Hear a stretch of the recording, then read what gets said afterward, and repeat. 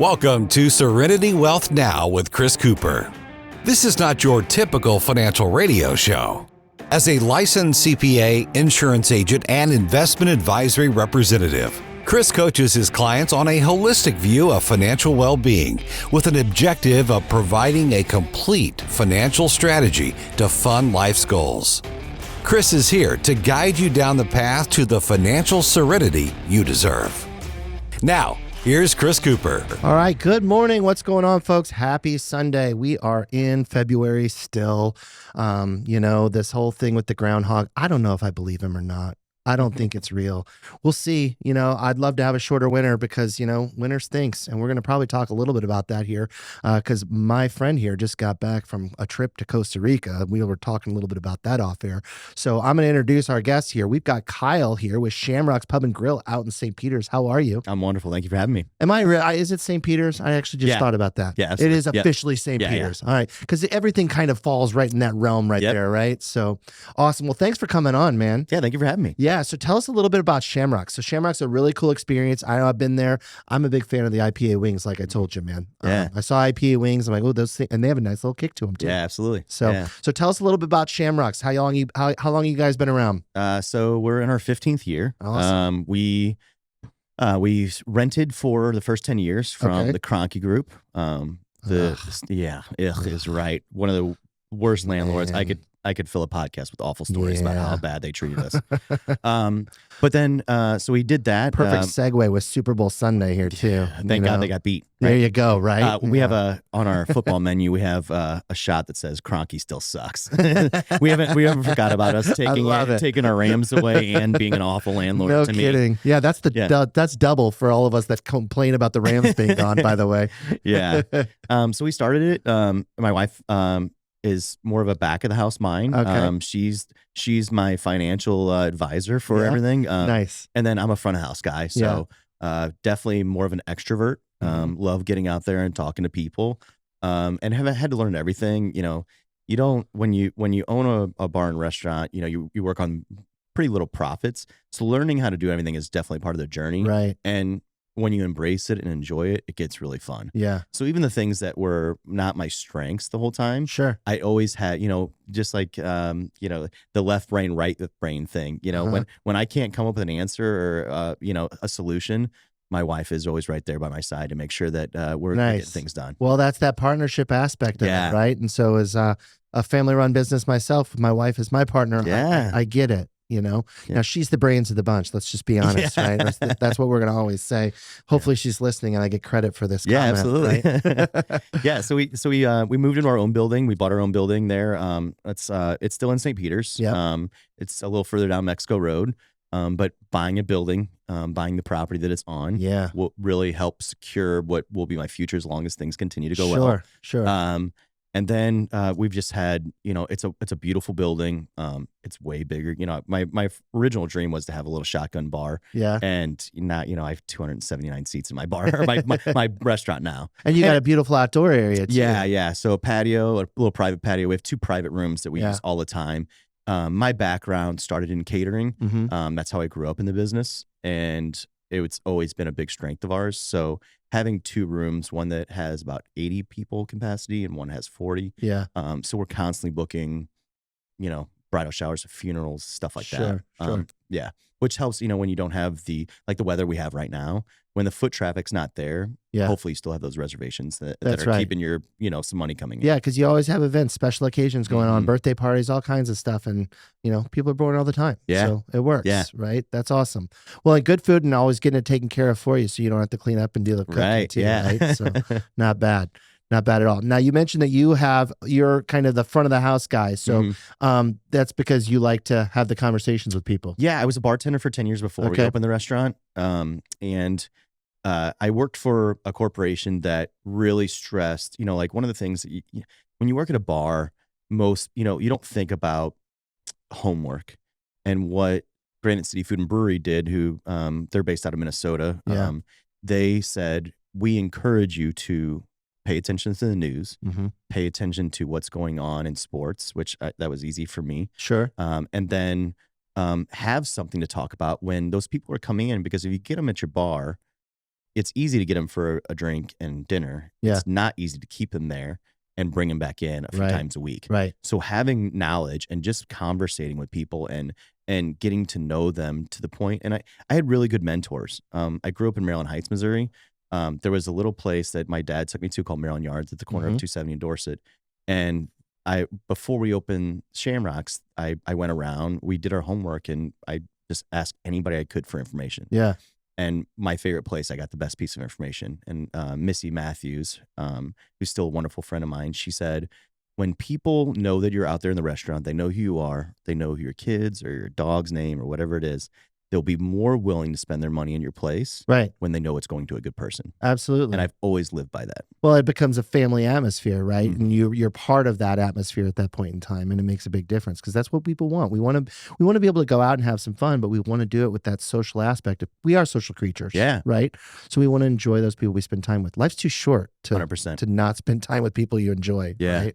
Yeah. So I mean, in reality, there's a ton of us, just like you, just like me, in your field and in my field. Where can you stick out? Yeah. And really just treating people the way they should is probably the base of it all. It's pretty simple, right? It seems like a very simple business model. I wish more people got it. Well, it's not easy to execute. Right. Right. And you have to understand what you're all about and how to be a little bit different. You have to have your own flair to it too. Being genuine is otherwise, huge. otherwise, and people know if you're not. Right. It's very obvious, very transparent. And you have to have something that sets you a little bit of apart as well. Yeah. Right. And I think that's a big deal. So, and sometimes it can just be you. Absolutely. You know, it starts as something so small sometimes. Like I said, getting to know someone, you'd be shocked at, just the amount of people that when, like, I have a really good group of regulars that come in, they're old retired TWA people. And I haven't heard that word in a while. They came in and I became friends with them. They're most of them are 30 years older than me. Sure, but I love to sit down and talk with them. Yeah. I love to pick their brains about their lives. And then when they realized when they brought their families in, I remembered their names. Yeah, it's the basis of every good little business. things. It's right, little bitty things. And the problem overlooked is a lot. That's not just good business. That's just good person. Like that's just being a good person. And I find that good people tend to be good business owners. I think so as well. Right. And those business, because it's not easy at all. No. As you know, I know you've gone through some challenges in the 15 years you've been in the business too. So let's talk a little bit about those challenges. So you had a fire actually early on. I had a really weird fire. Yeah. Fires in restaurants are not uncommon. You see them. Generally, it's because of neglect. Ours was not neglect. It was actually it wasn't being cheap. But, like if you get towels, we get towels delivered once a week. It's a couple bags full. It's expensive to get them done. And if you lose one or if you ruin one, they make you pay for it. Right. Well, we thought, why don't we just buy our own towels? We'll put a washer and dryer into our building. Worked out fine. Yep. Well, when those towels sit there and collect grease, and then you put them in the wash and you don't get that grease out, you put them in a dryer. Yeah. And we had spontaneous combustion. Wow. So they came out of our dryer at 9 o'clock at night, and at 5 o'clock in the morning, they burst into flames. Holy cow. They started the fire itself didn't do, it damaged about 5% of the building. Yeah. The smoke damage ruined the building. Right. Yeah, it's usually the water systems and things like that. It eats away at any wires. The wire or the toxin from the smoke will eat wires. Yeah, so your equipment stops working. Your TVs that were hanging, all over the restaurant don't work. And actually, what's wild is that they knew exactly where the fire started. I was the closing manager. I left at about 3 o'clock in the morning. The bar closes at 1:30. Yeah. And then I'm here up at 6 with a police officer calling me that I was friends with. He said, "Hey, your restaurant's on fire." And then I was being investigated. Oh my gosh. Because they didn't know how it started. Right. It wasn't by an electrical outlet. They couldn't figure it out. But you definitely, they pointed it out. You could see where it arced. Yeah. And then they said, "You're locked out of your restaurant. We're going to do a full investigation." Ugh. And then on the other side of the wall, we're so blessed that the security cameras did not lose power. Yeah. So they now use that as a training video here in St. Peter's and St. Charles. Central County is our fire department. Yeah. And you can see it building and starting to smoke and then burst into flames. And then that's the damage that caused. Isn't it wild? Yeah. Yeah. So we called them right back and said, "Hey, we have footage of the whole thing." And the fire department was thrilled. We were still in tears, but Well, the fire department's thrilled because you don't know if there's a fire, you don't get to see how it started. No. Especially in that weird of a circumstance. Right. Well, yeah, that just and having that kind of evidence right there is great too. But man, that's scary. And no one's hurt. Obviously, no one was in the building. You know, blessings, of course. But no one was in the building whatsoever. So how long do you have to be closed for? We were closed for 6 months. Yep. It did a couple $100,000 worth of damage, which was tough. We're fighting against Stan Kroenke, which I could talk about that because we had a clause in our lease that said if you damage more than 30% of the building, they can just remove you. Yeah. Well, they kept pushing that on us and pushing it, and they have all these high-priced lawyers. Yep. And then on the other side, we had Farmers Insurance, which was my wife's cousin, and part of our insurance policies that they pay anybody that's on a paycheck. That's making an hourly rate, they pay their whole amount for 2 months. Okay. The servers and bartenders, they have what they claimed, which is supposed to be 100%, but we all know that. Of course. And really now it's pretty close because no one uses cash anymore. No one does. Yeah, but no tax on tips, right? No. Whatever. Yeah, right. I love that one too, by the way. And in the industry, we didn't believe that it's fake. It's fake. It's a news plot thing. It's ridiculous. It's a way to get votes. It is. It's unfortunate. And I actually don't like it on a different level. It's I don't believe in taxes in general. I believe all taxes should be much lower. But why is somebody that is earning some of their pay through tips any different than somebody who is earning the same dollar amount doing something that's a non-tip job? That's the one that frustrates me. Sure, you're right. It's just not fair in that sense. And quite frankly, the tips people, no one claims tips. And if you did claim your tips that are cash, it's now you're going to get the FICA taxes and all that stuff too. So you're not claiming them. Yeah. So now you have to, the thing that we have to say is you have to report 100% of your tips. Yeah. You cannot clock out unless you claim all of your credit card tips. Right. That's the stuff that if you want to get audited, they can go at anybody, any server, because they can prove those. Right. So now, I mean, we run about 97% credit card. Yeah. And most do in today's world. Yeah. Right. I mean, that's very normal. And so anyway, we could go on and on and on that one. But yeah. So I had my fire, and I was battling Kroenke, but our insurance company was tired of paying our rates, our wages. Yeah. And as soon as farmers went and sued Kroenke or presented them with a lawsuit, they settled 2 days later. We got our check to rebuild, and then we were open up after that. Shocking how that works. Unfortunately, it takes a little bit of pressure. Big old bullies. That's how the rich get richer. That's unfortunate, and that's opposite of kind of that topic we started the show with is just good people. Just good people. Be just good people, man. They should. Doing good business. Yeah. So other people... If we all succeed together, we're living in a lot better community than someone just overlooking it, like the Kroenke group that's just buying up as much as they can. Well, and I think now he's #1 in the country. I just saw that. Yeah. And so I'm like, ugh. Yeah. But you know what? And I think that's a small business thing too, right? I think that's why I always support local. That's why I always like local entrepreneurs. I try to stay within my community as much as possible. And even when I go in, other areas of the country, I'm always like, where's the local restaurants? Right. Where's the local bars? What can I do there? Because I feel like you get different levels of service. Yeah. They care a little bit more. They really do. And they're there. Yeah. I mean, again, I didn't work in a corporate restaurant until I owned my own. Yeah. And going from being a corporate robot to really having the freedom to treat people and talk to people the way that you want to makes an enormous impact. It does. And when you go, you can go, I mean, everybody's got somebody in their family that's like, you go to Florida and they're like, I wonder how the Applebee's is here. It's the exact same thing as it is here in Missouri. It's a corporate thing.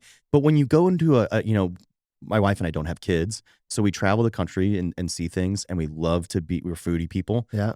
You get to know the culture in whichever city you're going to. And believe me, it's, Des Moines, Iowa is a wonderful place to go. Yeah. And the people are wonderful, and it's one of the cleanest cities. No one's ever going to tell you to go to Des Moines, Iowa. Right.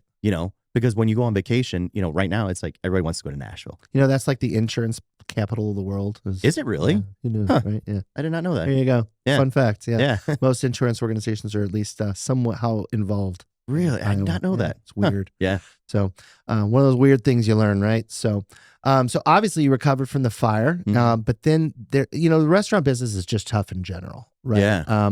So COVID was probably a little bit of a challenge for you too. COVID was a nightmare. It's different for everybody. Yeah. I mean, the way that it started, I always said, and we were talking before the show, that I always go to my elders and say, hey, have you been through a situation like this? Yeah. COVID, nobody'd been through it. Well, yeah. Even my grandmother that had been through economy, the Great Depression had not been through anything like this. Things were still open. It's just no one had the funds to go there. Yes. Right? You have information coming out every day. How should we live our lives? What you should do, what you should not do, what's real. Our state, local, our local, state, national government is saying things on a whim that probably should take a little more thought than they did. Yeah. And one of the things they did here in St. Charles is they closed all bars and restaurants at 11 p.m. Yeah. And they said because when people start to drink, they get closer and it's going to spread COVID quicker. Yeah. Meanwhile, you have Home Depot and Walmart and everybody else getting to do whatever they want to do. Yeah. And I could not stand for it. Well, and St. Charles County had laxer rules than other places. 100%. So we have Steve Elman here that runs our county. Yeah. And then Sam Page over in St. Louis County. Yep. You have a Democrat on that side. Yeah. The Republican here with Steve Elman. Yeah. Had more lax rules, but put the rules out. You have Main Street that has a lot of shops, a lot of bars and restaurants, and they shut it down. Yeah.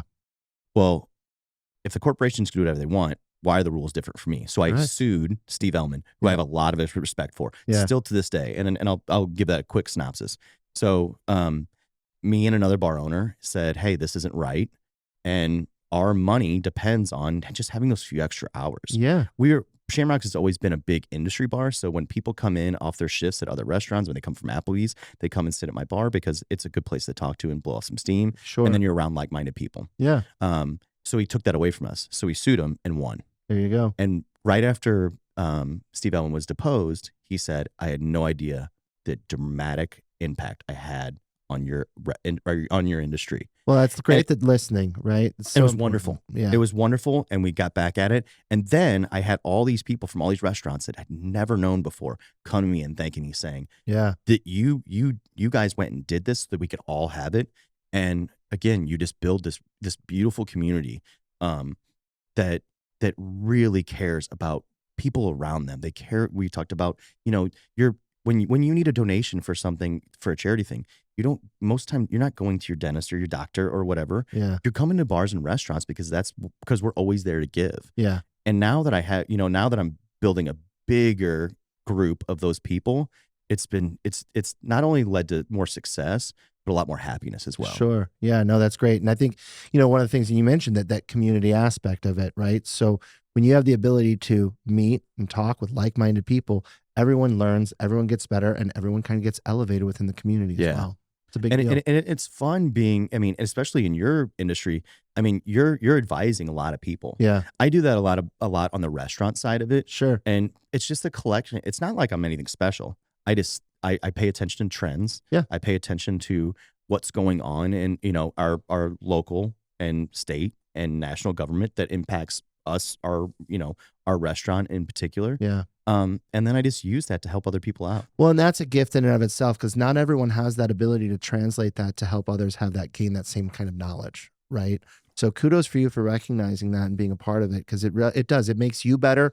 I find that I love what I do because I get the chance to coach and educate people and help people in their everyday lives, and it makes a difference. I go home feeling great when that happens, right? Watching people have success is really cool. Yeah, little goals, right? And we were talking a little bit about that off air too, is, whatever you're doing, you can start small and build up to those large goals. People's goals fail. And this is actually a good time of year to talk about it, because I just was talking about this earlier. People's New Year's resolutions, they all get excited, right? Mm-hmm. And around now, they're almost dead. Yeah. Like 90% of them are dead goals, and they feel like they have to start over. It's because you bit off too much. Or we'll get them next year. Yeah. Which or you just stop. I'm not a big, I will make myself a New Year's resolution, but it's very small and attainable. Yeah. My stuff is, if it's June and it's something that I really need to work on, start it. Just start it. That's right. There's always the best day to start it's the next day. Yeah, that's right. Whatever that is, right? And I'm a big believer in that too. But if it's something that you failed already within 4 to 6 weeks, you got the wrong goal. Start small. Yeah. And it doesn't have to be this big, huge undertaking.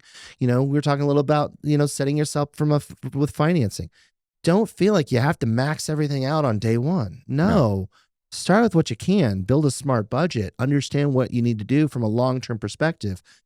Because it might feel a little bit tighter today, but that doesn't mean you bite it off today. Right. One little thing at a time, because the future you deserve fun too. Yeah. I think, even if you don't have the money, let's say that I'm a person that, has not been very financially successful in my life.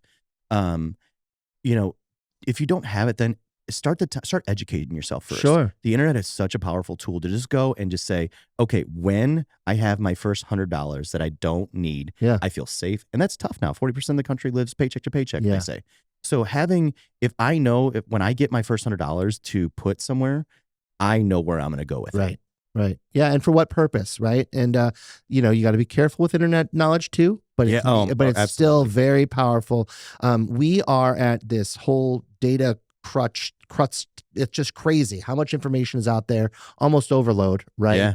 And it's kind of bad and good at the same point in time, right? I completely agree. And you and I grew up in a generation where we didn't have all that access to data. Yeah. So we can kind of sniff it out a little bit. Yeah. We have a little skepticism.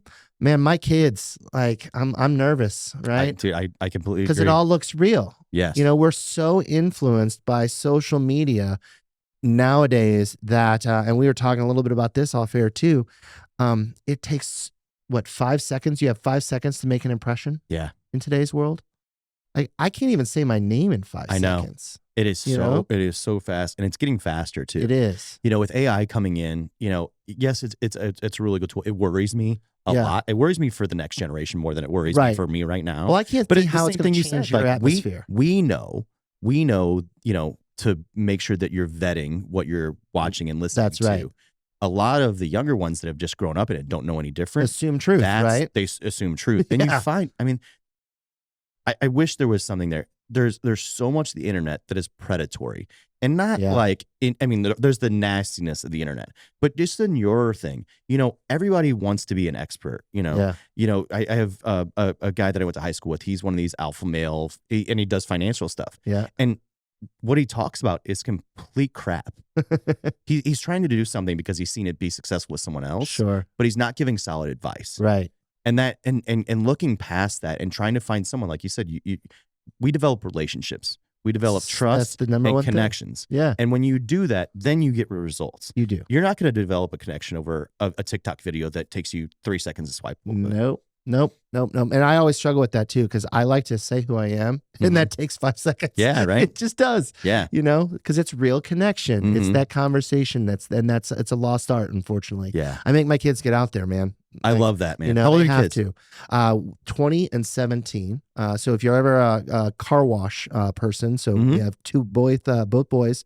One is in O'Fallon Waterway, and the other is in Town and Country. Nice. So make them say hello to I know you. their boss. Yeah, there you go. Yeah, they do a good job. I worked there as a kid too. Yeah, great job. So you learn people. You get to talk to people, and it's an amazing lost art in today's world. Yeah. But yeah, social media is very scary because you have so many polarizing things, and unfortunately, polarizing is what gets attention today. You're 100% right. It's just disgusting. And again, this guy that I was talking about, when he uses a big voice and he said, this is the way that you should be. You're giving advice to someone based on what you think will get clicks and views and comments.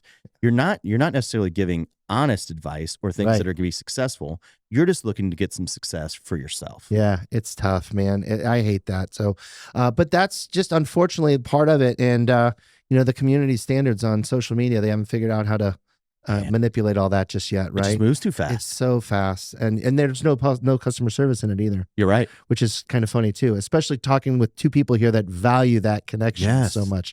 If I could actually call Meta and be like, hey, why is this ad considered appropriate? Right. You can't. That's like an algorithm. No. But they want your money for advertising. Yeah, you're right. So you're absolutely right. It's the weirdest thing. But I'm probably flagged now for this show. Sorry, Zuckerberg, if you're listening, I take it all back.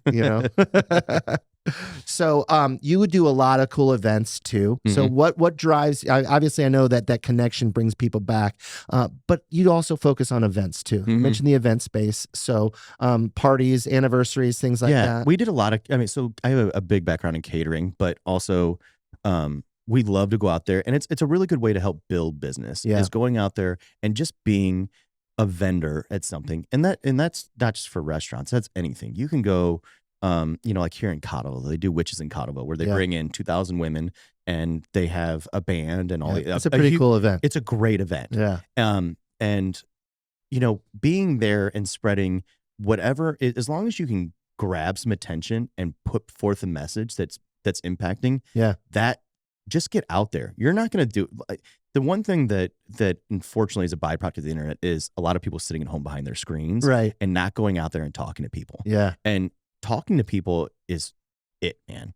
Shaking someone's hand and looking someone in the eyes and saying, this is what, if you were to choose me for whatever it is, we're building trust. And you could say, trying to find a way to not blend in is really tough, but you got to start somewhere. Right. And I think that's true of any business. Yes. Right? I don't care what the entrepreneur aspect of it is. You could be selling anything. It's the same concept, because at the end of the day, and I even hate the word sales, but any business owner is in the business of selling themselves and the mission that they're trying to achieve. Right. And it's just it's so important. So. I've had most of my success from my restaurant, like our food and our service and the product that we put out is really well thought out and done to the best that we can. The restaurant industry is a really tough place to be. Because you're and everybody's been to a restaurant where they saw someone mistreated.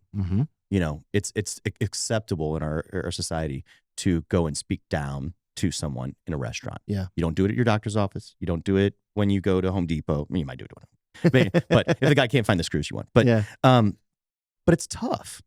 And when I go and I'm there at the restaurant, and you're just putting out a really, when they know who you are, and they know where their money is going, they're more often to spend it with you. Sure. That's across the board for every business. Every business. That's the locally owned hardware store. That's you. That's even everywhere you go, when you start with a good relationship, they're gonna spend their money there. That's right. Yeah. Well, and you guys obviously you got great food too. And I always say, I always joke about the fiduciary thing in my business. To me, that's the bare bones minimum level of service, right? You've got to have good food in your business. You've got to have a good selection of beers for your bar, which you have a great selection. Thank you. Local bars, local breweries too. A lot. I think 30 on tap or something. Yeah, absolutely. It's good selection. So those are kind of great things that but it's also that kind of almost that minimum, right? You got to have something different, but then you got to have that factor that keeps people coming back. And that is that service. And I mean, it's a service, and it's your brand. Like my personal brand is built throughout my entire life. My brand at Shamrocks is built because we're really good to people. I can, every place has food. Everybody, they sell the same. They sell Jameson, they sell Bud Light, they sell it all. Now, why you choose to go back over and over again is because of the brand that we've built. That's right. It's the community. We call it the Sham Fam, which is a little. It's pretty corny, but it resonates. Corny works. It started off as our employees, and now you have regulars coming in wearing our shirts that say we're a part of the Sham Fam. My wife's father passed away last week, and the hundreds of messages that we received just thanking, hey, he was a really great guy. I'm so grateful that I came into Shamrocks and I got to meet him and the impact that he made on me in my life. That's great. That's a legacy. That's not because burgers. That's not because of Bud Light or whatever we're serving. That's because we chose to lead with here's the family that we are. Here are the people that we're serving. We're here to be here for you as a community. And when you come and bless us with the hard-earned money that you're spending, we're so grateful for it. Well, and you do a lot of charity work within that realm as well.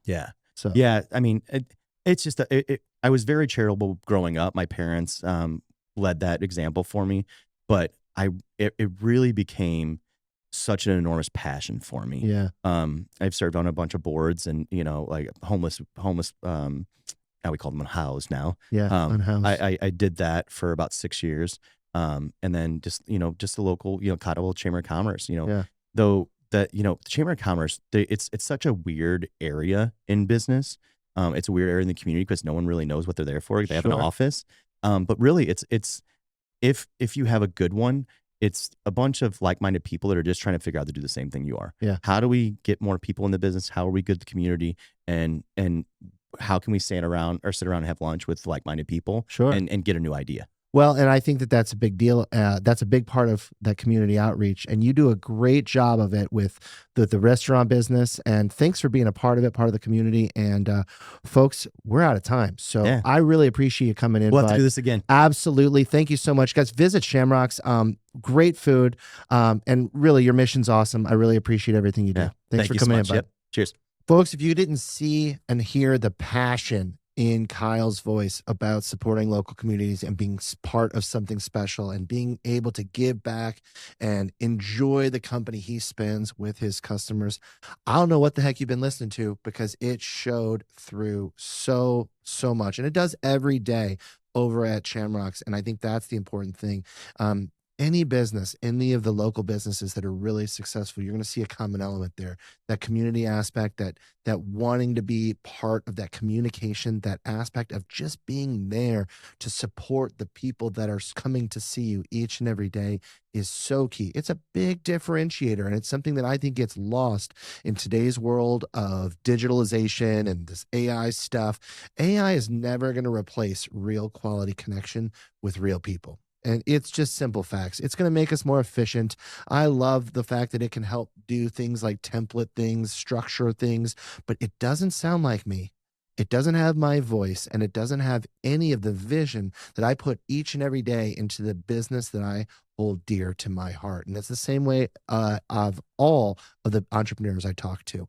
So it's a really big deal to understand what makes that difference and how to make sure you get to be a part of that community as a business owner. And when you have the ability to visit those businesses and see that on a day-to-day basis, it really does speak volumes. So, hopefully you enjoyed that just taste of entrepreneurship in the business of restaurants, because restaurants and bar business is not easy. It's a tough one, and it's margins are small as well. And people don't think about that.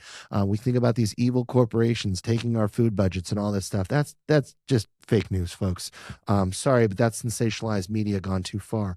The truth is, it's a tough business to be in. But at the end of the day, just like any business, it's about the community you're a part of. And I think that's the key message, folks. So enjoy Super Bowl Sunday. Have a great time out there. We know the team we don't like in St. Louis is already out of the picture. So let's see if we can get a good game out of this one, and enjoy some hot wings, have some fun, and be safe out there. Till next week, each and every week, check us out right here, News Talk STL, Sunday morning, 9 a.m., or on your Serenity Wealth Now social media outlets. We'll see you, folks. Serenity Now! This is Serenity Wealth Now with Chris Cooper. Request a free copy of Chris's latest book, The New Holistic Retirement, by visiting SerenityWealthNow.com.